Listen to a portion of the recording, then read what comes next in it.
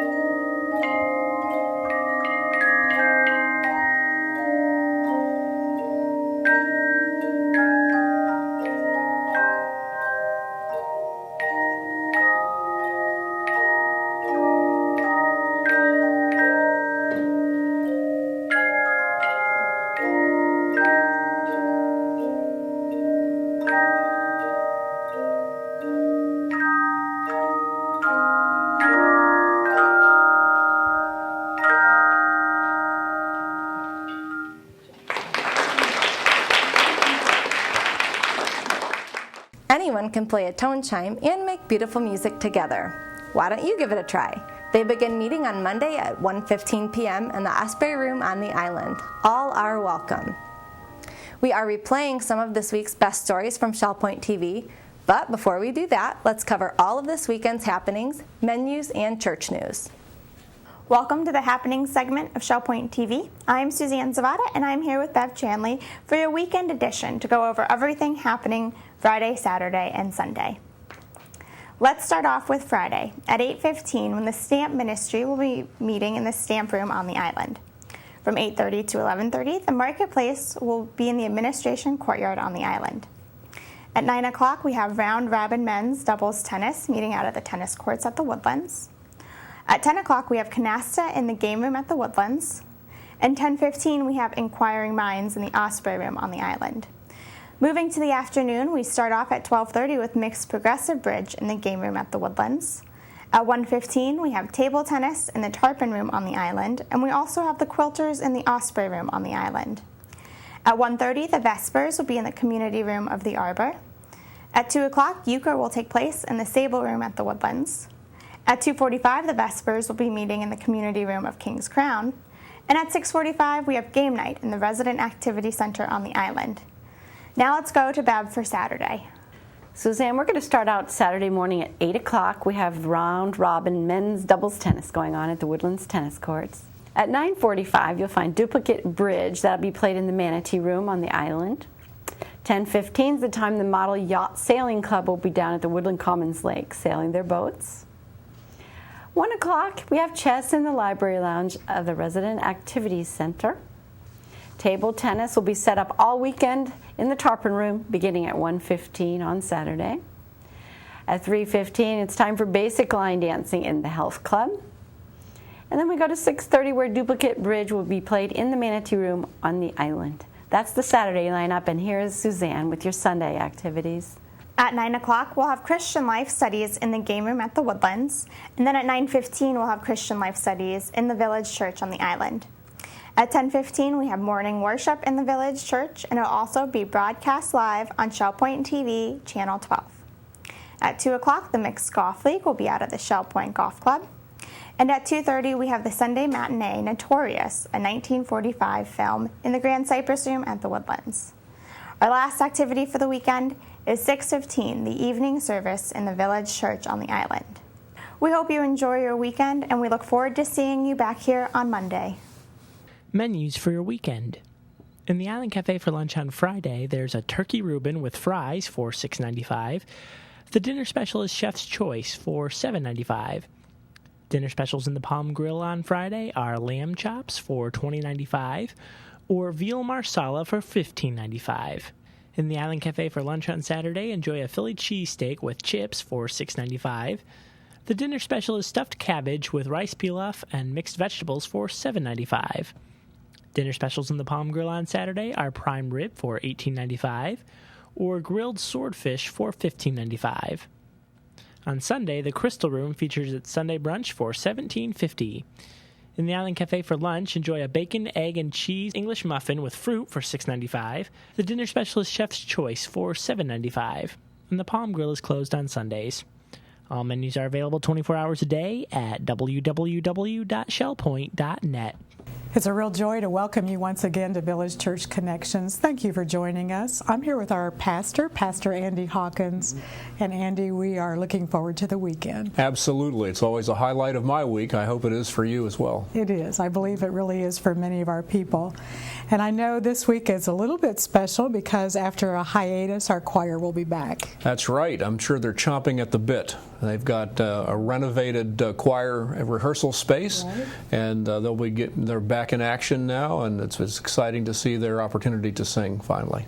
We always rejoice when they're back because we love that element in our worship service. And I know Nani Lett and Randy Woods are going to be doing some piano duets as well. That's great. Just to lift us in our worship. Absolutely, yeah. And then you are working through Ephesians chapter 6 right now, and I believe this passage is going to deal a lot with our workmanship, our service. Tell us about it. Yeah, it's an interesting passage because it's part of a section in Ephesians in which Paul deals with the lifestyle of submission for everyone who's a believer, and then he gives some examples of what that submission looks like, and he talks about marriage, and we've been addressing that, spent a couple of messages on that, and then he talks about parents and children or the Christian family. And then the next section seems a little bit anachronistic these days because he talks about slaves and masters and how they ought to relate to one another. And we may not in our culture have an understanding about what the connection might be, but probably the best way for us to think about it would have to do with workers and managers.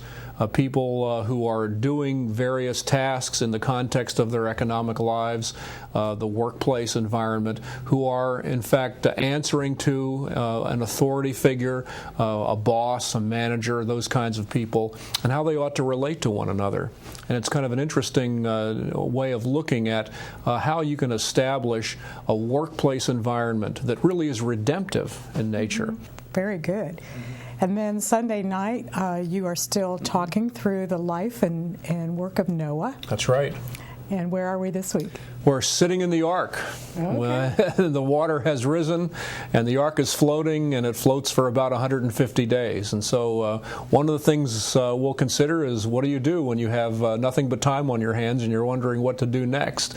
Because they had to do a lot of waiting and a lot of wondering. You know, when's this going to end? What's going to be the outcome of this extraordinary event that we know of as the flood? And then the wonderful theme where that's concerned has to do with the fact that God remembered Noah. And so eventually God brings this whole thing to a conclusion, and he lands the ark safely. And we find that there is a wonderful conclusion to this episode when Noah and his family are floating around for 150 days, wondering, what are we going to do now? And following the evening service, we have a special treat again. Absolutely. We're doing ice cream again, right? We are, and this time I think we're doing root beer floats. Fabulous. I love root beer floats. So, and we do this particularly periodically through the summer and through the other parts of the year to just encourage our people to enjoy the sweet fellowship that we have together. Now, is that pun intended? It could be. Okay, there you go. Yeah, we'll do anything we can to sweeten the fellowship. Right. But I'm also reminded that there are passages in Scripture that do value the times that we eat together. There's something special about that. There's something communal about that. There's something that makes people connections. And we're looking forward to that. So we certainly invite you to join us Sunday morning at 10:15, Sunday evening at 6:15. Hang around for a root beer float and just enjoy the fellowship together. Thank you and have a blessed day. It's time for our Shell Point TV Week in Review. And to guide us through is our newest team member, Kara Minui. Take it away, Kara. Thank you, Rochelle. We began this week with a preview of our Fine and Performing Arts concert series for this upcoming season. It's that time of year when our thoughts turn to the exciting concert season, and we look forward to world-class musicians bringing a unique variety of entertainment to the concert hall in our own backyard. Hi, I'm Dawn Bourne, Director of Resident Life here at Shell Point. We have a unique lineup of musical performers coming to our community, from instrumentalists to vocalists, and from solo acts to extravagant big bands. It's my privilege to announce the lineup for our flagship concert series, the Fine and Performing Arts Series, in its 11th season. We begin in November with an inspirational tenor, Daniel Rodriguez, who grew up in a musical family in New York City and even sang in Carnegie Hall as a teenager. But to support his family, he began working as a cab driver, short order cook, and eventually a New York City policeman. On September 11, 2001, his talent suddenly took center stage as he began singing at memorial services while in NYPD uniform. This notoriety brought him to the attention of Placido Domingo, who helped Rodriguez blossom into a world-class tenor. He has performed at the 2002 Winter Olympics, the Memorial Day concert in Washington, and on numerous television programs. His full-bodied tenor voice lends inspiration to classical selections, Broadway and popular songs, spiritual anthems, and of course, patriotic anthems like God Bless America. Don't miss the singing policeman Daniel Rodriguez on Thursday, November 14th. At Christmas time, we get a triple treat: a close harmony vocal group, an instrumental jazz combo, and an entertaining holiday performance, all in one show. The Four Freshmen are a legendary collection of talent whose close vocal harmonies inspired generations of groups, from Manhattan Transfer to the Beach Boys. They were first spotted by band leader Stan Kenton in 1950. And ever since, the Four Freshmen have been harmonizing and making beautiful jazz music all over the world. The current lineup has been together for more than a decade and has been recognized as the best vocal group of the year, both by Downbeat and Jazz Times magazines. Every one of their songs will bring a smile to your face and tap to your toes and a thrill to your soul. It's the Four Freshmen returning to Shell Point for a holiday performance on Thursday, December 19th. In January, we take a musical trip to New Orleans to hear the heart and soul of Bourbon Street. The Preservation Hall Jazz Band takes its name from the famous jazz venue in the French Quarter, which started as a tavern during the War of 1812, but has since become the purest jazz experience available in the world. When you hear the band's pianos, trumpets, trombones, clarinets, and banjos, you become a witness to the groundbreaking jazz spirit of Louis Armstrong and Jelly Roll Morton. The Preservation Hall Jazz Band brings the musical history to Shell Point on Saturday, January 4th. Our next artists require no introduction. All you need to hear is this melody. That's right, the Glenn Miller Orchestra is coming to Shell Point in February, one of the most sought-after big bands in the world. The Glenn Miller Orchestra carries on the tradition of their famous founder, who formed his orchestra in 1938. This 19-member band plays Glenn Miller's original sheet music and also performs all the back-and-forth movements that Glenn Miller Orchestra was famous for. Get ready to hear all-time favorites like Tuxedo Junction, Pennsylvania 6-5000, American Patrol, String of Pearls, Chattanooga Choo Choo, and of course, the Moonlight Serenade. The Glenn Miller Orchestra performs at Shell Point on Tuesday, February 4th. We end our concert season with a tribute to one of the greatest folk musicians of all time. John Denver came to prominence in the early 1970s, having written the hit song Leaving on a Jet Plane. As a solo artist, he combined the best parts of folk music, country, and pop, and hit it big with the songs like Take Me Home, Country Roads. This music stands the test of time, and you can now experience it live, thanks to tribute artist Jim Curry. Emulating John Denver's unique voice and style, Jim will perform the entire evening of John Denver's music, accompanied by a full live band. You might hear Sunshine on My Shoulders, Rocky Mountain High, and even Thank God I'm a Country Boy. Jim Curry's tribute to John Denver, Take Me Home, comes to Shell Point on Monday, March 17th. There's something for everyone in the Shell Point Fine and Performing Arts Concert Series, and you'll love the price too. You have your choice of ticket packages with individual tickets for just $35, but you can save big by purchasing the entire season for only $125 in advance. That's $50 off the normal ticket price. Or you can choose our popular Pick 3 option, selecting 3 out of the 5 concerts for just $90 and saving $15 in the process. Just watch for our concert series brochure and get your tickets today. You can also explore our other 2 concert series, the Concert and Conversation series and the Southwest Florida Symphony series. We are also proud to announce that the Barbary Coast Dixieland Band will return to Shell Point for a bonus concert on Friday, February 28th, with a special ticket price of just $15. Once again, our Fine and Performing Arts Concert Series begins with tenor Daniel Rodriguez on November 14th.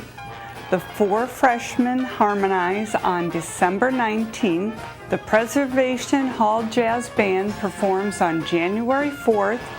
We welcome the Glenn Miller Orchestra on February 4th, and the John Denver Tribute, Take Me Home, commences on March 17th. If you have any questions about any of these performances, please contact our box office at 454 2067. I'm Dawn Bourne, and we'll see you at the concert hall. One concert that has Jack Hubbard excited is the Four Freshmen. Let's hear how Jack has been following them since the 1950s.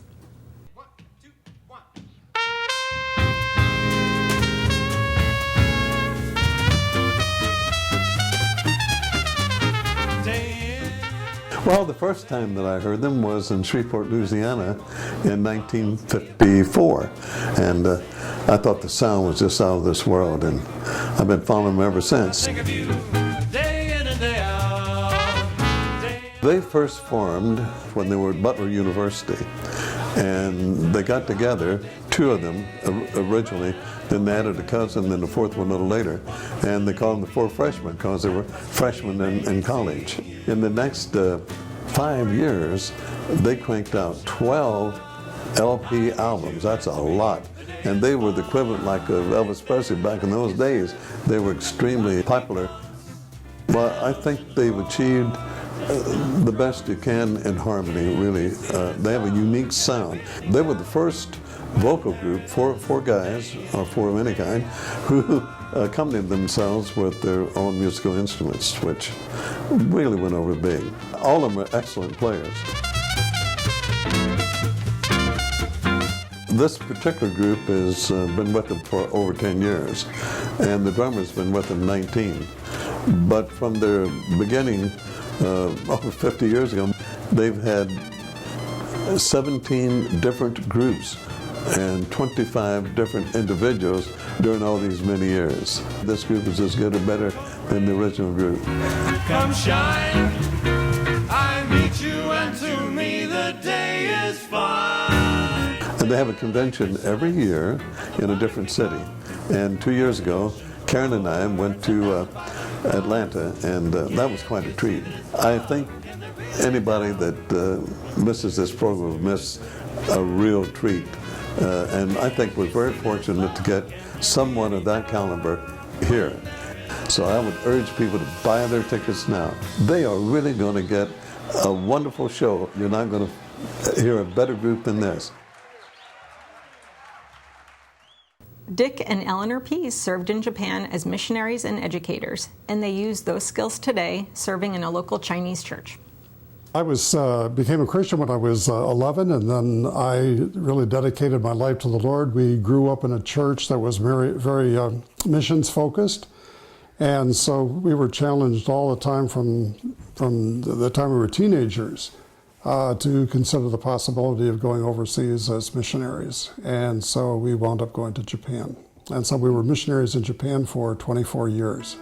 Our main work was teaching at the seminary, the Japan Alliance School of Theology, which is down in the city of Hiroshima.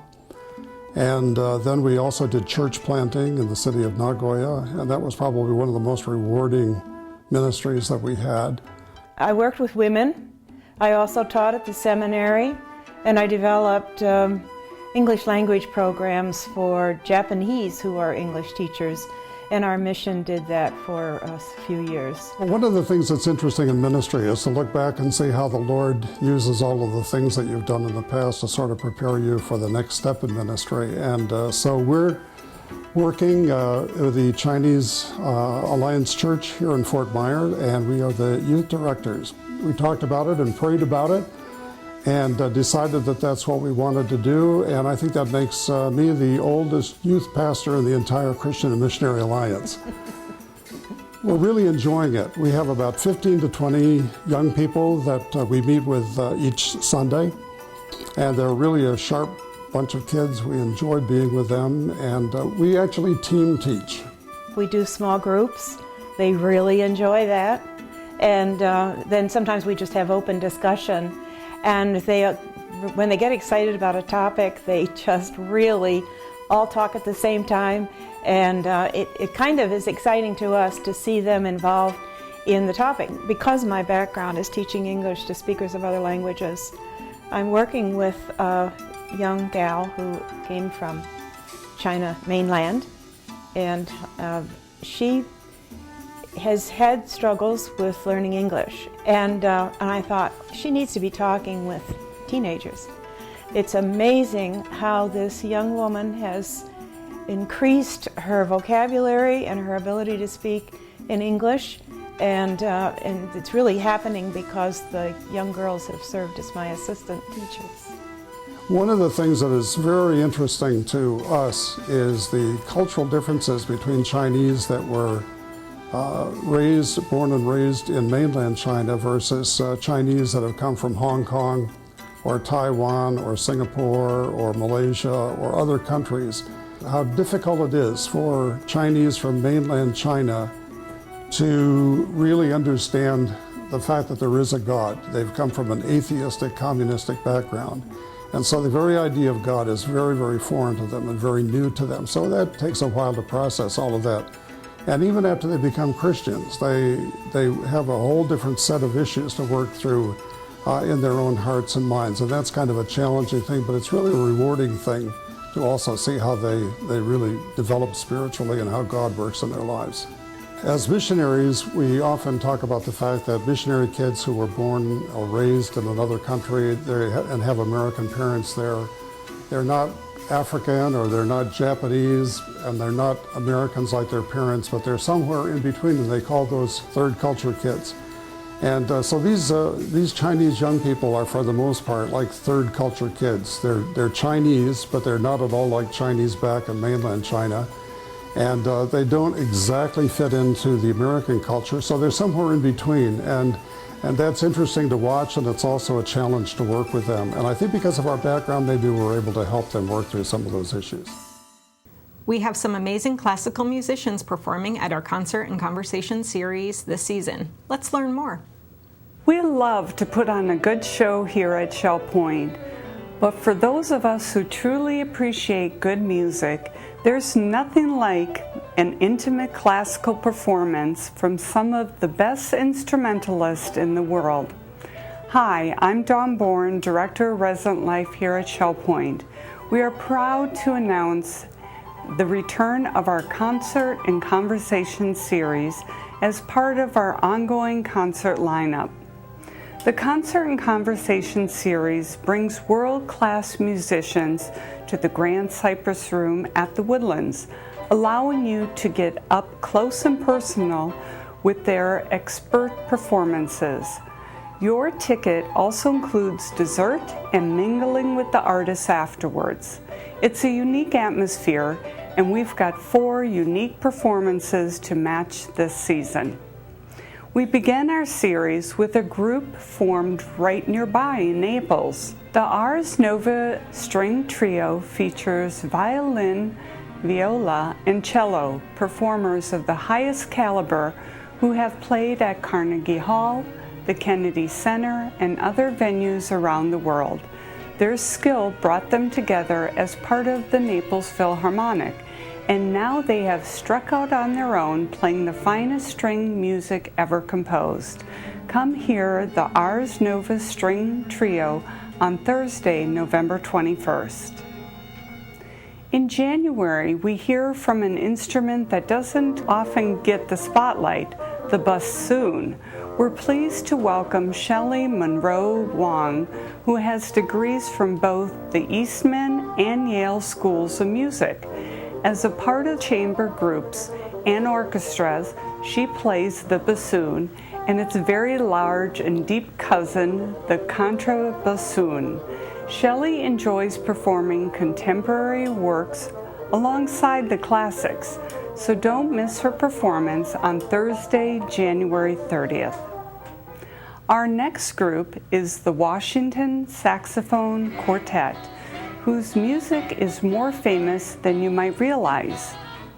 NPR's radio program, All Things Considered, plays their 4-part saxophone harmonies as bumper music in between their stories. The Washington Saxophone Quartet, or WSAX-Q as they like to be called, have performed around the world for more than 3 decades.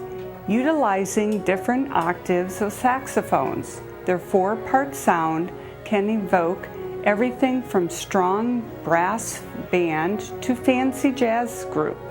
Come hear the WSAX WSQ, or Washington Saxophone Quartet, playing in the Grand Cypress Room on Monday, March 3rd. Finally, our series wouldn't be complete without a world-class pianist. Young Talk has been referred to as a thrilling blend of fury and finesse. Originally from Korea, her expertise is unquestioned, having received training at 3 distinguished institutions: the Juilliard School, New England Conservatory, and Peabody Institute at Johns Hopkins University. In her hands, the piano works of the master composers come alive. See her in person as Young Talk performs at Shell Point on Monday, April 7th. That's the lineup for our Concert and Conversation series. Remember that all the concerts take place in the Grand Cypress Room at the Woodlands and are followed by artist receptions where you can chat with the performers and enjoy desserts and beverages. Tickets are just $25 per concert, or you can purchase all 4 concerts for just $80. That's a savings of $20 off the normal ticket price. Just watch for your Shell Point Concert Series brochure and then call our box office at 454-2067 or stop by the service desk to purchase your tickets. And remember that all Shell Point concerts are open to the public, but Shell Point residents enjoy the first opportunity to buy tickets. Once again, be ready to attend the Ars Nova String Trio on November 21st, bassoonist Chelly Wong on January 30th, the Washington Saxophone Quartet on March 3rd, and pianist Young Talk on April 7th.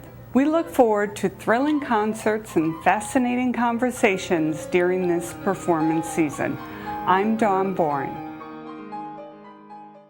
Wally and Joan Kane of Palm Acres traveled to the Amazon to track the mysterious Pink River dolphin. Afterwards, Wally wrote a book based on their adventures. Born in western Nebraska and raised in Yonkers, New York, and went from there to Princeton and Harvard Law School. I was a patent lawyer in my other life. When we moved to Sanibel, I took early retirement, and we moved to Sanibel, and Sanibel is just wildlife. They call themselves Habitat, and we got interested in conservation, worked with the Sanibel Captiva Conservation Foundation, got interested in politics, and I was mayor 2 times, and all that through that period we worked with the Conservation Foundation with nature and wildlife foremost. If you protect the land and the habitat, the nature will respond. We're regular travelers, used to take a good trip every year, and we found out about elder hostel and a trip to the Amazon conducted by faculty of University of California, Davis, and they were interested in a creature, the pink dolphin, and another creature, the giant otter. Well, he's definitely a dolphin.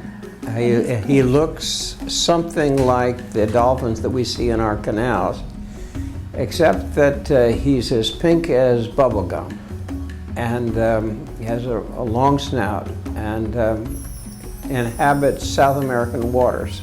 The creature is rare, threatened, but there are examples, and he has not been hunted to extinction, among other reasons, because he's sort of sacred to the natives, and they don't want to eat him, and so he's been spared.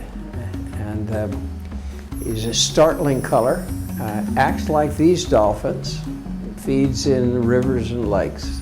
The point of the research was to map the habitat of the pink dolphin throughout the rainy and dry season in the Amazon. So people like us went along with the faculty, and we did grunt work with thermometers and GPS instruments. But when we spotted a pink dolphin, we got his location on GPS and measured the temperature of the water. Scientists got a map of the location of this creature over time. We were on an Amazon river boat, a very, just an absolutely perfect Amazon river boat, the Delphine, and we sailed out of Iquitos and up the Amazon and to the location where we hunted for the pink dolphins. When we looked for the dolphins, we were in small boats. We hunted for a long time before we saw even a ripple. And then when we did find them, we saw them, and very colorful. You see that flash of pink, but it's only a flash, and hooped and hollered and probably scared the creatures away. We have countless photographs that are just ripples in the water where the pink dolphin used to be. That was just very exciting. And we had the sense of doing something. I was very excited about it. It turned out to be a wonderful experience. It really did. It was an exciting trip, one of the best we've ever had, and I was interested in the photography and did some of that, and interested in writing, and that led to thinking about writing an adventure story that could be based on our adventures. The book is entitled The Nunca Riddle, an adventure story that would please a granddaughter. So I picked a leading lady, high school age girl from Sanibel. Her name is Jo Tartan. Her family, they're scientists, go into the Peruvian Amazon in search of a tribe of people living there, a secret that they're known to have. They're free of malaria and free of many diseases, and the scientists go to that part of the world to find how they avoid malaria and so forth. And Jo's adventures begin when she's lost from the expedition in the Peruvian Amazon and survives, and using ingenuity and all kinds of things, living on all what she can catch. The sequel is The Red Column, and that's about a return, a family's return to this area. The sequel is a story of her family's capture and escape from these guerrillas. The book was written as young adult literature, and I think young adults have enjoyed it, but much more so the parents of young men and women, because it's a kind of a clean-cut adventure story. That was a first attempt at a novel, written short stories, and before that, professional writing in lawyer's writing, which is quite different, and interested. I retired to write and paint, and retired to Sanibel, and this was, after a detour in politics, this was the first effort at writing. Every day, a few hours a day, work at that keyboard and say I'm done.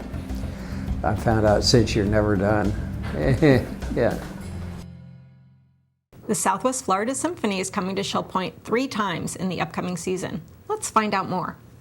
One of the benefits of living in a place like Southwest Florida is the abundance of culture, such as having the symphony orchestra based right here in Fort Myers. But living at Shell Point has its rewards too, as we are bringing that symphony orchestra to the concert hall in our own backyard. Hello, I'm Dawn Bourne, Director of Resident Life. We are pleased to announce that the Southwest Florida Symphony is returning to Shell Point Retirement Community not once, not twice, but 3 times this concert season.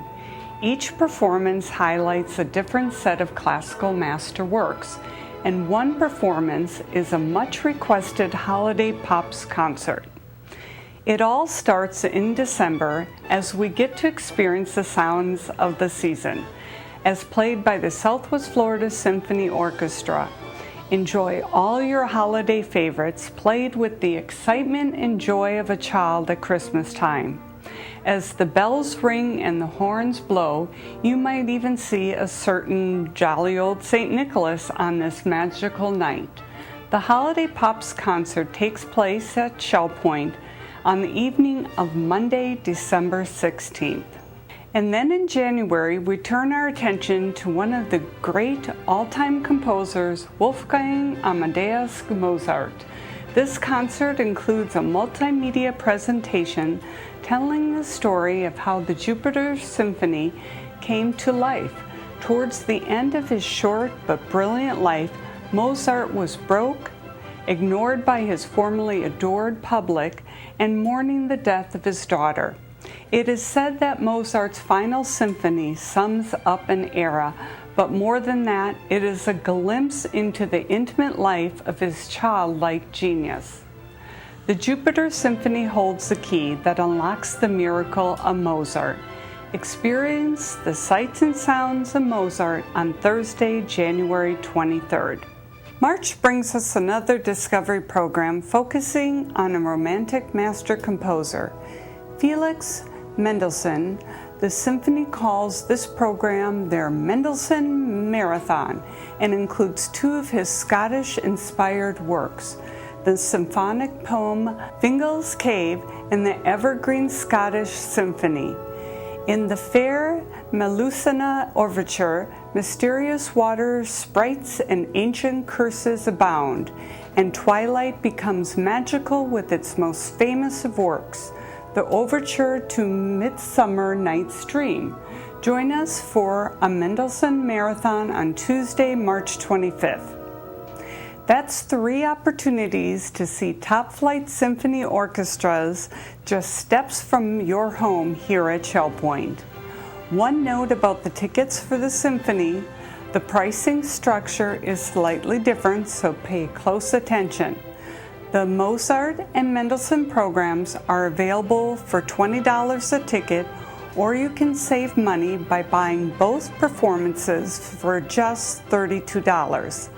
The Holiday Pop concert is a standalone performance for which single tickets are $25. You can find out more information about these programs in your Shell Point Concert Series brochure, or by calling the box office at 454-2067, or by stopping by either service desk. Invite your friends and neighbors to Night at the Symphony right here at Shell Point. I'm Dawn Bourne, and we'll see you at the concert hall. The Academy catalog for fall includes several new art classes. One of them, taught by Herb Sklar, is Color, Color, Color. Hi, I'm Terry Kolath, and I'm here today with Herb Sklar of Eagles Preserve, and we're talking about an art class in the Academy of Lifelong Learning. This one is Color, Color, Color. Thanks for joining me, Herb. You're welcome, you're welcome, you're welcome. So Color, Color, Color. How did this come about, this idea to work with color in this manner? I think it came around because of my laziness. When we would go someplace and I would take all my paints, they were heavy and they were annoying. And then I started reading and I found out that if you got 3 primary colors and white, you can make every color in the world. And I said, boy, that's for me. So I tried it and I liked it. And I actually did a 4-person portrait, 24 by 36, using just 3 colors. And it worked out really good. And then the class kind of developed from that. What we're going to give you is 3 colors and white. And these are the primary colors. And we're going to start out with some really good color theory. We're going to make a color wheel with the 3 primaries. Then we're going to make a secondary using the primaries and mixing them together. That's a secondary wheel. And then we're going to make a tertiary wheel where you mix the secondaries with a primary. Now you got a tertiary wheel, you know. And I will teach you how to make all the colors, blacks, from these 3 colors. And black is interesting because black comes in different shades. You can make a blue black, which is a very cool, which you may want sometimes, or warm black, which has browns in it, or a neutral black. And you could do all of that. And we're going to learn about value. You can have the right color, but you can have the wrong value, and the painting isn't going to look right. Value is the percentage of how dark or light that color is, or the color we call the hue. Okay, so a very light value of red is what? Pink. Yeah, there you go. So we're going to learn about that, and we're going to learn a little psychology too.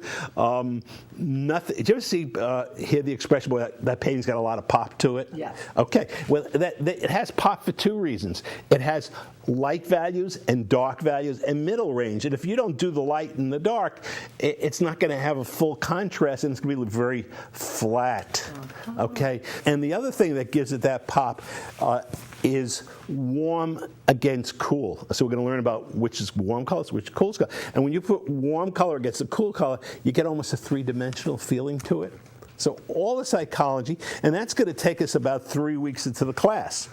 And then you're going to paint your picture with everything you learn. So while all this is going on, you'll think about what you're going to want to paint. I'll help you put it on the canvas or a board, whatever you want.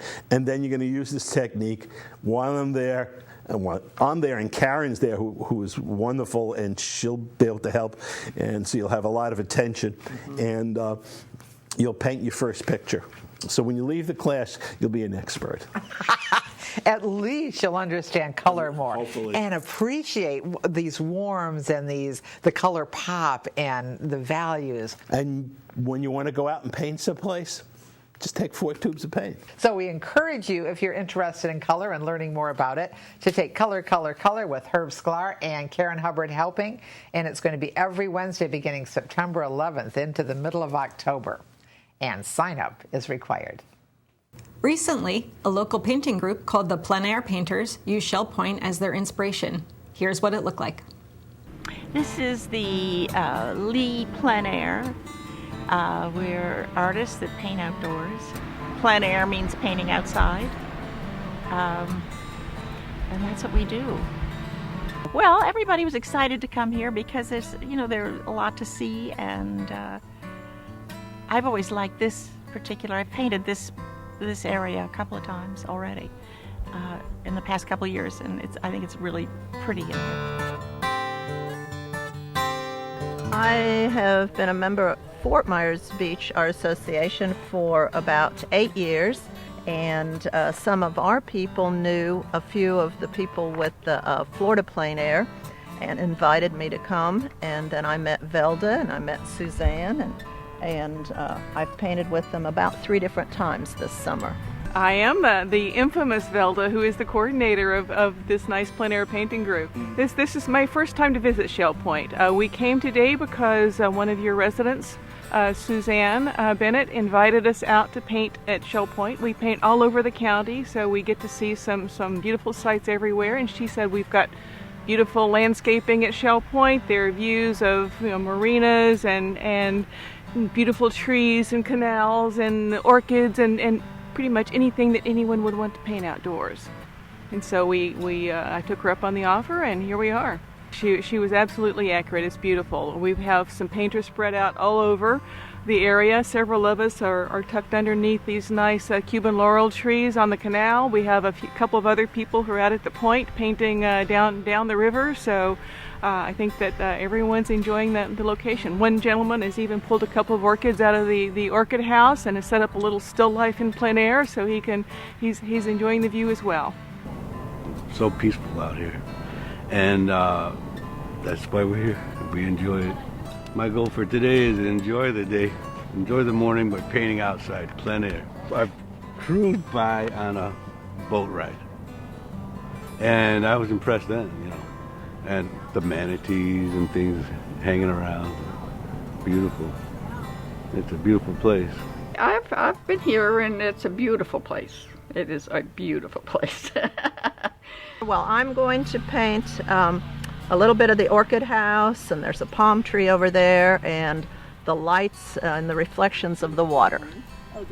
And I've got to get my dark colors in, so when you do a sketch, you kind of plan what you're doing.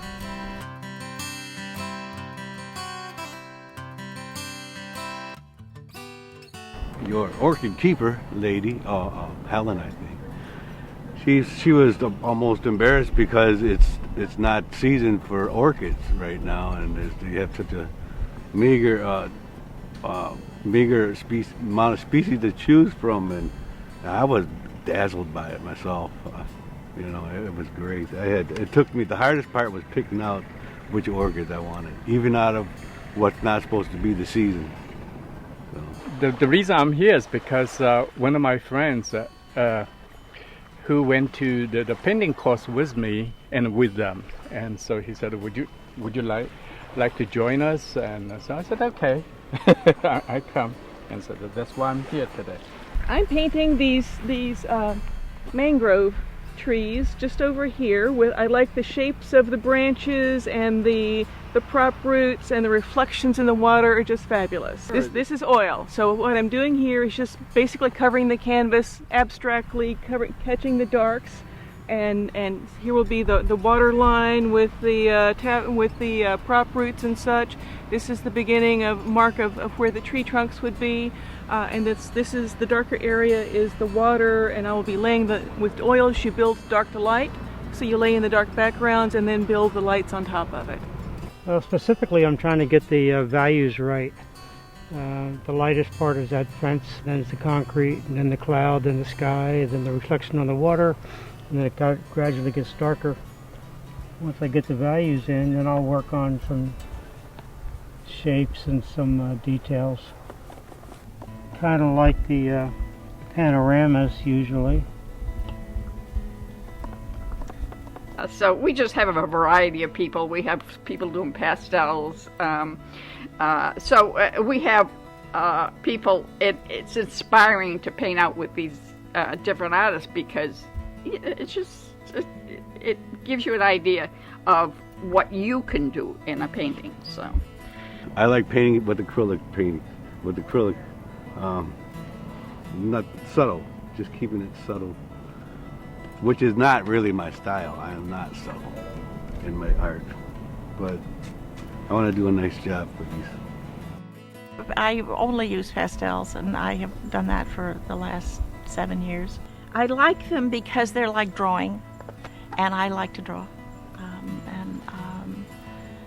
And I don't like having these little pots of paint.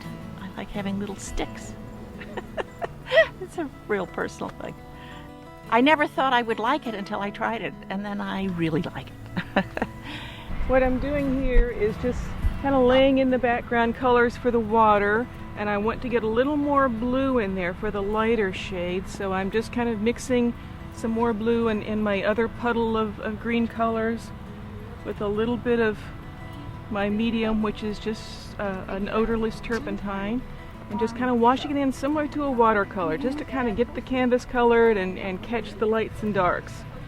Now I'll kind of use this same area and try to get some of the lighter shades of the mangrove trees tucked in there.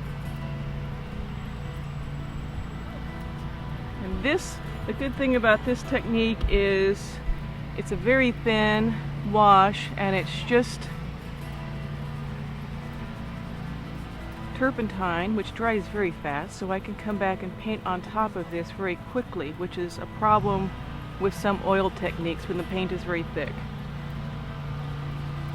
So this technique is actually closer to a watercolor wash, but at the end there will be some thick opaque parts as well. Because I like layering. When you're mixing with oils and wet paint, and you put a layer on top of it, you can get it to blend very nicely. And if the paint dries too fast, then you lose that ability. So it is for my personal preference, I like the techniques of oils because I can paint very thin like this and get it to dry quickly if I want to, and then I can really build it up and get some nice texture and opacity to the paint as well. Why I like to paint out with watercolor, it's just, I don't have it all over me. If I'm doing oils, I'd have it up my arm, on my face, in my hair. But the problem with watercolors is getting the negative look of all these fine mangrove legs. And I will go home and refine it a little more. But I think I got the color. I think this is the mood of the area. So I really think this is what I captured. This little effect here, this is kind of some dry brush I did, which is, gives effect of leaves. But as I say, I would like these a little finer, all these little, and I will work on that. You got to think ahead. You got to plan. You got to, I got that bird in what they call the sweet spot or something. That's, so you've got to think ahead and do all these things because no way could I have gotten that white back. That's the weight of the paper. So if I didn't, think ahead. So, but yeah, the mediums have their challenges too. You can paint outdoors with anything. Pastels, watercolor, acrylics, oils, pretty much anything. Some people just like to draw, so they'll bring Conti or pencils and enjoy the views that way. With our group, there's no instruction. There's no critiquing. We just meet up with people who enjoy painting outdoors and enjoying the Florida scenery and trying to capture it on canvas the best we can. I'd just like everybody to know they're welcome to join. There's no requirement to be in this group other than that you show up. And we don't judge each other's work. We don't talk about work. We just do it and have a good time. And that's what it is.